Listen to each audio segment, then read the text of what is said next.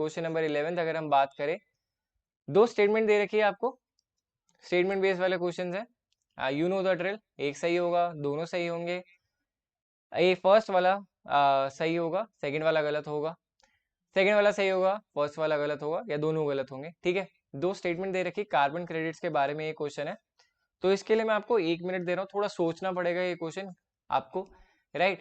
And I hope that you are tallying your score till now. अभी 10 questions हो गए। If you have score 10 out of 10 then that's a huge thing, right. So you have to tally your score side by side as well as I have been saying.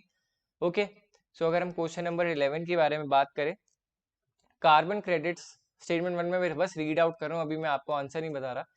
Carbon credits are awarded to countries और group that have reduced green house gases below their emission quota. Okay, statement 2 क्या कह रहा है, carbon credits are traded at price fix from time to time by the United Nation Environment Programme. Okay, ठीक है, तो अब 1 minute हो गया है, टाइम हो गया। आई होप अब तक आपने राइट आंसर पिक कर लिया होगा अकॉर्डिंग टू यू।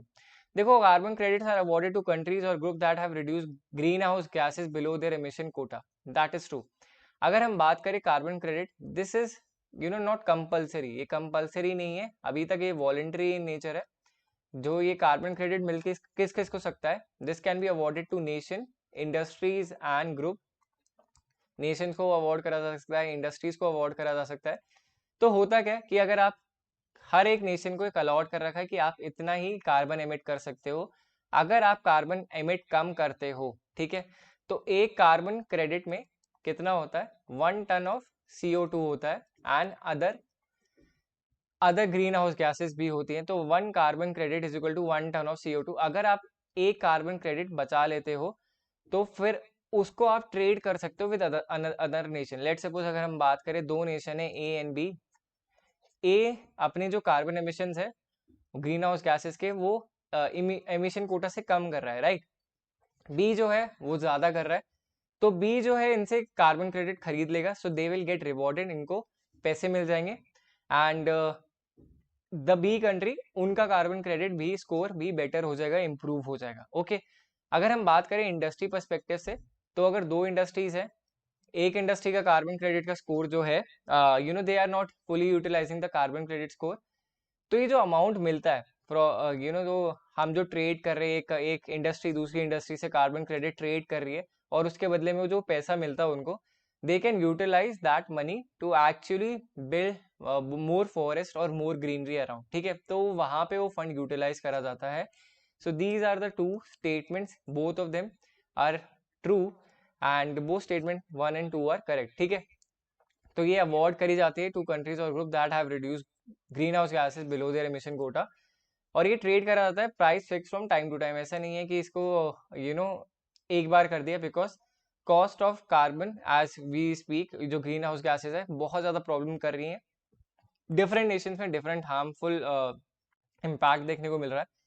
काफी नेशन जो है उनका कोटा जो है एमिशन का काफी कम है, जो basically there are develop nation जिनका जो एमिशन का कोटा कम है, and all the developing nations उनका जो है कार्बन क्रेडिट स्कोर हायर है। ठीक है, so everyone has talked about reducing their carbon credit, carbon usages को जो है वो रिड्यूस करना चाहते हैं अपने कंट्री में, and so India is also been trying to reduce their carbon footprint. कैसे वो रिड्यूस कर रहे हैं, रिन्यूएबल सोर्स ऑफ एनर्जी को यूज करके।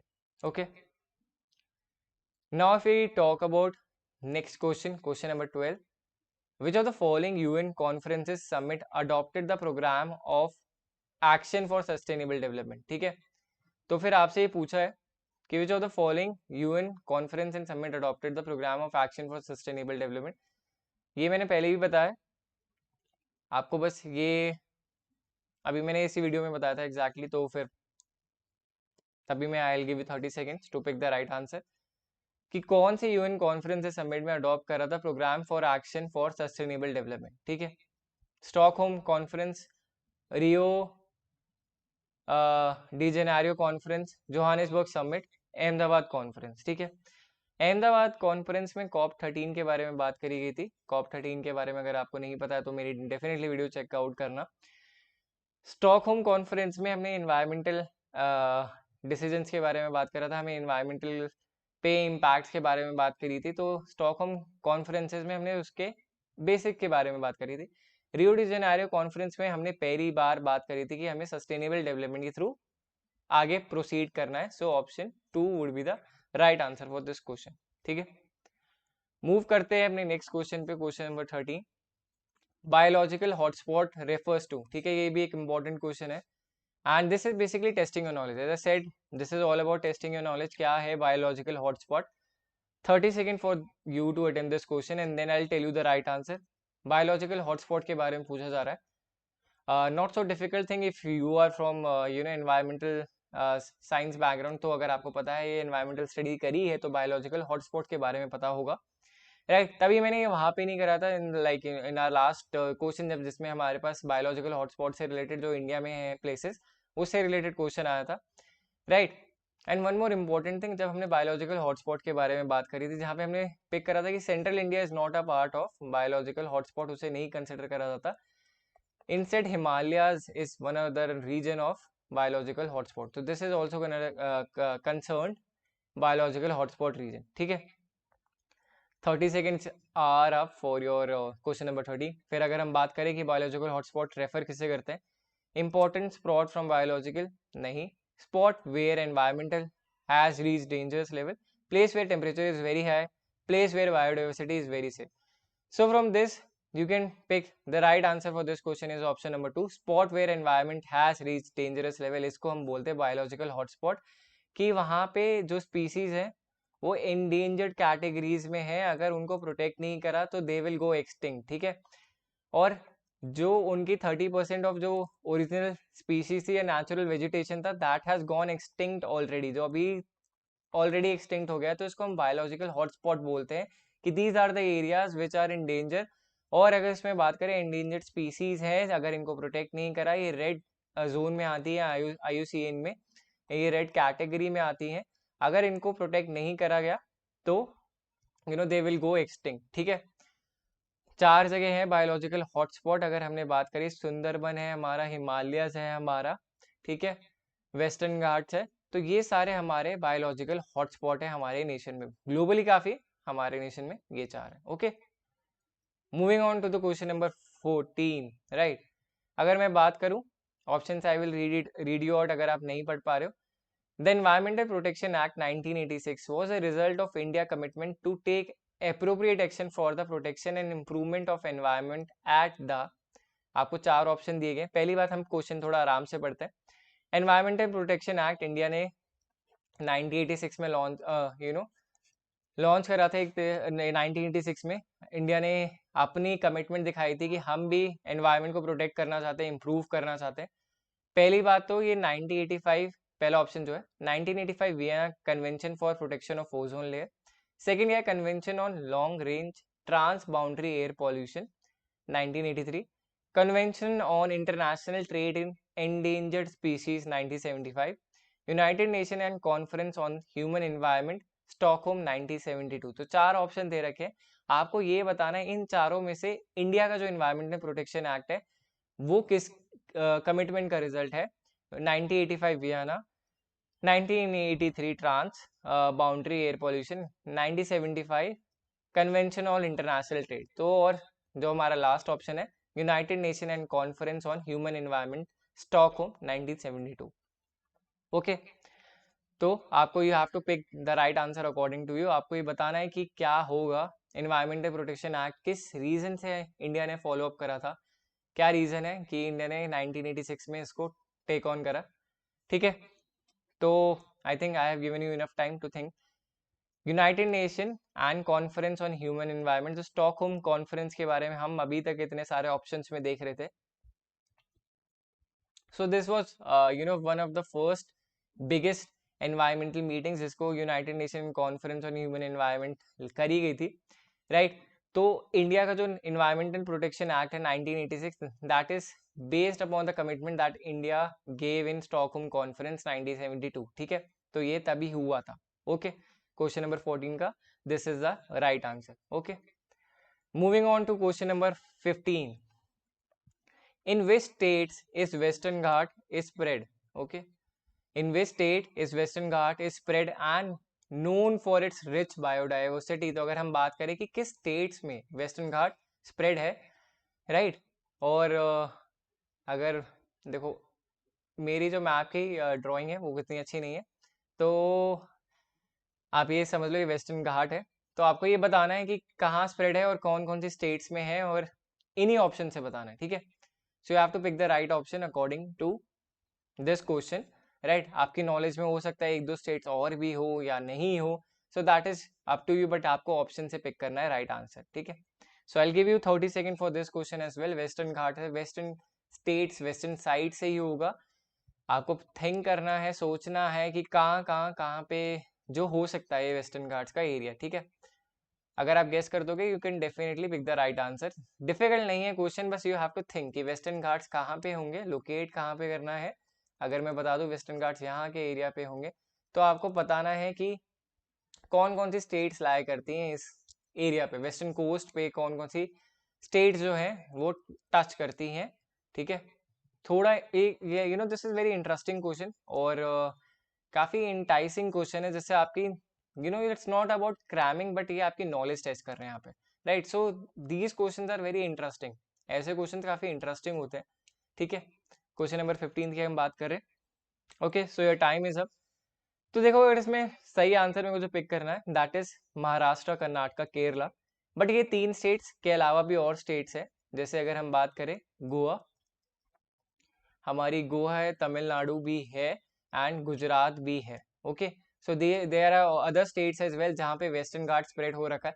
बिकॉज अभी ये देखो ये इन्होंने इन तीन ऑप्शन का क्वेश्चन दे रखा था, लेट सपोज आपके पास यही क्वेश्चन रिपीट आ जाए with different option, then you will like कि सर ने तो पढ़ाया नहीं, तभी मैंने आपको एक्स्ट्रा ऑप्शन और बता दिए, जिससे लेट सपोज अगर रीशफल होते हैं option, so you can pick the right answer, ऐसा कंफ्यूज नहीं हो जाना। And that is why also I always says कि not only the options you have to read it out, कि हमें अंदर की नॉलेज भी जानना जरूरी है। तो वेस्टर्न घाट के कौन कौन से स्टेट्स में है, Maharashtra, Karnataka, Kerala, Goa, Tamil Nadu and Gujarat as well, ठीक है। क्वेश्चन नंबर 16 पे जाते हैं। The comprehensive wild life protection act came into being. अगर हम इंडिया की बात कर रहे हैं, इंडिया में comprehensive wild life protection act के बारे में बात करेंगे, चार ऑप्शन दे रखे हैं आपको। 1972 में आया था, 1981 में आया था, 1985 में आया था, या 1955 में आया था, ठीक है। चार option, 30 second for your question number 60। And if you have watch the video till now, so you have come a lot far through, ठीक है। तो अगर पसंद आ रहा है कंटेंट, तो make sure you hit a like button, okay, because I guess if you are indulging in the video, definitely you are liking the content, so if you are do leave a like। तो अगर हम बात करें question number 16 की, तो comprehensive wild life protection act के बारे में बोल रहा है, आया है एक कौन से ईयर में, ठीक है। आपको चार ऑप्शन दे रखे, pick the right answer, okay. 30 second, your time is up. अगर हम बात करें comprehensive wild life protection act की, so this came in 1972 wild life protection act. देखो आपको एक्ट्स नहीं पढ़ने पड़ते, मैंने हमेशा बोला you have to figure out कि आपके एग्जामिनेशन का पर्पस क्या है। काफी डिफरेंट एग्जामिनेशन में may be you have to go through act, but अगर हम यूजीसी नेट की बात करें तो आपको पूरा एक्ट नहीं पढ़ना। What you have to do is पढ़ना है कि ये किस ईयर में आया था, कुछ इंपॉर्टेंट पॉइंट्स क्या है, एंड बस उतना ही डिटेल जानो जितना जरूरी है, जितना रेलेवेंट है to crack the examination. If you find it interesting, if you want to learn it paper के बाद, but first priority should be clearing the examination, not to get so much of knowledge that you overburden, ठीक है। There are two type of aspirants जिनका paper कभी examination clear नहीं होता। One who doesn't even study well, second those who study too much, काफी extra पढ़ लेते हैं, राइट। जब काफी एक्स्ट्रा पढ़ लेते हो ना, तो एग्जामिनेशन के टाइम पे रिकॉल करना बहुत मुश्किल हो जाता है। So you have to brief it out at times. अगर आपको पता ही नहीं है कि कहाँ पे मेरे को रुकना है, it's important because many students focus upon from where we have to start record, we always talk about कि आपको यहाँ से पढ़ना चाहिए, you have to study all this, but where you should stop, आपको बस वो कहाँ से पता चलेगा, you can get through previous year questions, कि मेरे को पता चल गया कि यार इसमें इससे ज्यादा नहीं पूछा जाएगा, so I shouldn't be reading so much. आपको इतना ज्यादा भी नहीं पढ़ना, right. You don't have to do PhD in everything, right. PhD further करनी है बट हर चीज में नहीं। तो previous year questions are guidelines कि हमें इतना ही पढ़ना है, यहाँ तक the knowledge will be sufficient. अगर थोड़ा एक दो ऊपर डिफिकल्टी लेवल आ भी जाता है तब भी हमने वो कवर अप कर रखा है, ठीक है। ऐसा ना हो कि आप बिल्कुल बेसिक बेसिक पढ़ो पढ़ो बट इतना भी डीपली नहीं पढ़ना कि आप उसी चीज को पढ़ते पढ़ते रह गए और आपका पेपर निकल गया एंड आपने बाकी सारी यूनिट्स पे इतना ध्यान नहीं दिया, एम्फसाइज नहीं करा, ठीक है। मूव करते हैं क्वेश्चन नंबर 17 पे। Which is regarded as one of the world hotspot of biological diversity. मैंने इसके बारे में थोड़ी देर पहले बताया भी था कि वर्ल्ड की हॉटस्पॉट ऑफ बायोलॉजिकल डाइवर्सिटी में कंसिडर करी जाती है, राइट। मैंने रैंक भी बताई थी। सो 4 ऑप्शंस है, you have to pick the right answer. Difficult नहीं है, इजी है, बट अगर आपने थोड़ा भी अटेंशन पे करा था इन द लास्ट 10-20 मिनट्स तो डेफिनेटली आप बता पाओगे कि इसका क्या राइट आंसर होगा। 4 ऑप्शन है आपके पास। Regarded as one of the world hotspots, world की बात करी जा रही है यहाँ पे, we are not talking about India, world की बात करी जा रही है। और ये जो आपको ऑप्शन दे रखे हैं सारे इंडिया से related, Rann of Kutch, Thar deserts, Western Ghat, Eastern Ghats, ठीक है। तो 30 second for you to attempt this question. And as I said, जैसे मैंने आपको थोड़ी देर पहले बोला था about talking about studying deeply, तो ये चीज don't take it in a negative way, always think about for your first priority is, जब आपकी first priority is to clear the examination to get JRF, तो आपका मोटिव ही वही होना चाहिए।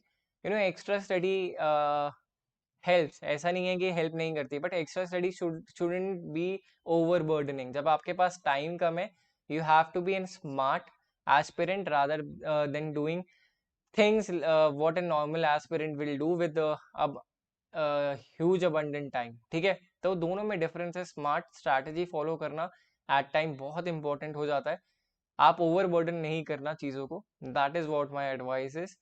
नाउ इस क्वेश्चन पे आते हैं, which is regarded as one of the world hotspots. तो हमने बात करी थी वेस्टर्न घाट्स है, वन ऑफ द 8 आता है हमारे वर्ल्ड के हॉटस्पॉट्स में, ठीक है। तो ये काफ़ी ज़्यादा इंपॉर्टेंट जगह है अगर हम वेस्टर्न घाट्स के बारे में बात करी जाती है। एंड ये काफ़ी अभी facing a lot of danger, जहाँ की जो इनकी स्पीशीज है, we have to protect them. और all those environmental steps that the government is taking is to make sure that ensure that those species which are endangered वो extinct ना हो जाए, ठीक है। that is their main concern. Okay, now moving to question number 18. Disaster management bill passed in the year 2005 mandates dash as a nodal authority, ठीक है। 4 option है आपके पास। SDMA state disaster management authority, NDMA national disaster management authority, third is national executive committee, fourth is national disaster responsive force, ठीक है। 4 option है। Nodal authority क्या होती है? The one who make rules, ठीक है, the one who make rules, top authority इसको बोला जाता है नोडल अथॉरिटी। तो अब इससे मैंने एक हिंट दे दिया है, अब आपको गेस करना है इन चारों ऑप्शंस में से what will be the right option, ठीक है। 30 second for this question as well. As I said, this was passed in year 2005। Mandate किसे करता है as a nodal authority? Difficult नहीं है, फोकस करके अगर आप सही आंसर पिक कर सकते हो, ठीक है। अगर हम जब भी बात करते हैं नोडल अथॉरिटी की, तो जब हम ऑप्शंस में आपको स्टेट और नेशनल का अगर दिख रहा है ना, तो हमेशा स्टेट वाला ऑप्शन तो कैंसिल ही कर दो। देखो, स्टेट से ज्यादा पावर हमेशा नेशनल के पास होती है। जैसे हमारे सेंट्रल गवर्नमेंट के पास अपर हैंड होता है, वैसे ही स्टेट के पास अपर हैंड बहुत ही कम मैटर्स में होता है। तो हमें ये इसमें से हम स्टेट वाला ऑप्शन तो काट देंगे। और अगर आपको पता होगा कि नेशनल डिजास्टर मैनेजमेंट अथॉरिटी ही हमारी नोडल अथॉरिटी होती है डिजास्टर मैनेजमेंट बिल जो पास हुआ था उसके अकॉर्डिंग, सो आप पिक कर दोगे अपना right answer. NDMA is the right answer, ये हमारी नोडल अथॉरिटी है। 2005 में जो बिल आया था डिजास्टर मैनेजमेंट बिल, उसके अकॉर्डिंग, ठीक है। और यही लोग रूल्स बनाते हैं, जब भी हमारे NDMA की बात होती है तो रूल्स बनाते हैं, रेगुलेशंस बनाते हैं, what and how should be the modus operandi, कैसे ऑपरेट करना है इन डिफरेंट डिजास्टर्स सिचुएशन। तो इट डिपेंड्स, ठीक है। Moving on to the next question, second last question of the day. The term capacity in disaster management is use to mean, आपसे पूछा है कि कैपेसिटी वर्ड का मतलब क्या होता है अगर हम बात करें डिजास्टर मैनेजमेंट की, ठीक है। 4 ऑप्शन है। Capacity to cause harm, second है area subjected to harm from hazard, third is potential loss in terms of length, fourth is available of resources to the community, मतलब कितने रिसोर्सेज अवेलेबल है to the community. बात ये पूछ रहा है कि टर्म कैपेसिटी का क्या मतलब है इन डिजास्टर मैनेजमेंट। सो इसमें I will give you 30 second to pick up the right choice, what you think according to you. And one more important thing, I hope everyone till now has been you know solving the questions at their own end, और आप cross check भी कर रहे हो कि if you are how much you are getting the score by now, ठीक है। Term capacity के बारे में बोला गया है इन डिजास्टर मैनेजमेंट, क्या मतलब होता है इसका। capacity to cause harm, area subjected to harm from hazard, potential loss in terms of length and availability of resources to the community, ठीक है। तो कैपेसिटी की बात अगर हम करें तो ये होता है हमारा option number 4, availability of resources to the community, की कितने रिसोर्सेज अवेलेबल है कम्युनिटी के पास if tomorrow disaster happens, right? Because you never know, an earthquake could happen at any time, because we can figure it out कि अब आ सकता है, predictions हैं, but we cannot say they are 100% accurate, because richer scale पे we can see कि कितने magnitude का आया है, ठीक है, बट ऐसे आइडेंटिफाई नहीं कर सकते कि एग्जैक्टली कब आएगा। अभी तक we are in that phase, हम टेक्नोलॉजिकल इम्प्रूवमेंट्स के बारे में हम बात करें, but it is not done अभी तक। We can not precisely pin pointly tell you कि इस दिन ही अर्थक्वेक आएगा, and you can never know about disaster management. तभी एक टर्म बनाई है कैपेसिटी की, रिसोर्सेज कितने अवेलेबल है कम्युनिटी को, कि अगर ऐसी कोई सिचुएशन आ जाए, कोई नेचुरल डिजास्टर अकर कर जाए, तो अपने आप को कैसे प्रोटेक्ट करें, ठीक है। Okay, now moving to the last question of the day, question number 20। National institute of disaster management comes under which ministry, ठीक है। आपसे क्वेश्चन पूछा है कि अगर national institute of disaster management है, ये किस मिनिस्ट्री के अंडर आता है, right. The last question of the day, question number 20 है। I hope if you are following, तो अभी तक आपने अपना स्कोर भी टैली करते रहोगे साथ में साथ। एंड एज आई सेड कि अगर if you are have been watching the video till now, right, तो do like the content. So अगर हम बात करें national institute of disaster management, ये किस मिनिस्ट्री के अंडर आता है। I will give you 30 second for this question as well to pick the right answer according to you. काफी डिफिकल्ट नहीं है, थोड़ा गेस भी कर सकते हैं। लाइक हमारी जो मेन पार्टी है उनके the ruling party in our country, he is one of the faces of that ruling party. So if you can get the hint, then you can definitely pick the right choice and the right option for this question as well. Difficult नहीं है, जैसे मैंने बोला, he is one of the faces of the ruling party of in our country, right? So अगर मैं बात करूँ last question की, national institute of disaster management, so this comes under Ministry of Home Affairs and who is the current minister? हमारे current minister की अगर हम बात करें, so mister Amit Shah is the current home minister, right. So national institute of disaster management अंदर किसके under आता है, मिनिस्ट्री ऑफ होम अफेयर्स के अंडर आता है, right? So now let's move on to one more important thing. As I've been saying, many of the aspirants, they don't know from where to start their preparation. काफी difficulty हो जाती है, they don't know how to engage or to begin their preparation from scratch, and this is where we come in, right? So what you all need to do is basically for unit 9, particularly for unit 9 title people development and environment, what you need to do if you want to claim your essential free ebook, like as I said, this is free particularly, so you don't have to pay anything. You need to do a text on this particular number 9873907600, a simple WhatsApp text, and you can claim your essential free book, right? So आपको करना क्या है, if you want to start your preparation from basic from scratch, तो आपको ज़्यादा कुछ नहीं करना, व्हाट्सएप करना है इस पर्टिकुलर नंबर पे 9873907600 पे, और क्लेम करनी है अपनी फ्री बुक योर PDF, और किस पे, on people development and environment में। सो you can get everything, like if you want to learn from the scratch, you can get it from scratch, learn about environment and what are the important things। देखो इसमें क्या है, as I've been saying कि कहाँ आपको रुकना है, कहाँ आपको पता होना चाहिए, that this is efficient or enough for me to cover up. So this has been designed according to UGC NET syllabus, इसमें extra कुछ ज़्यादा नहीं है, it has been curated to your needs.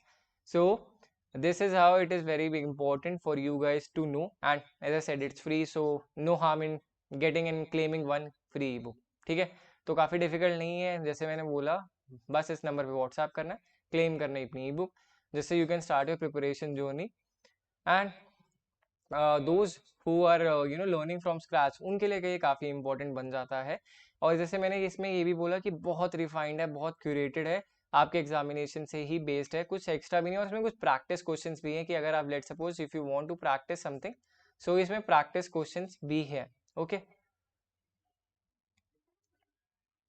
Right. So, if you have been stayed till now, so thank you all for joining, right? And if you like the content, please share this video with your friends, as that will be a gesture from your end that you like the content. So, आपको क्या करना है? What you have to do is basically like the video, share with your friends, and you know subscribe to the channel as well. So this is a very basic thing that we need to do, like we expect you to do from your end. Okay, and one more important thing what you have to do, like another important announcement that has to be made, that if you want to practice a lot, there are many students who want to practice a lot, they are not done with 20 questions, they want to practice a lot.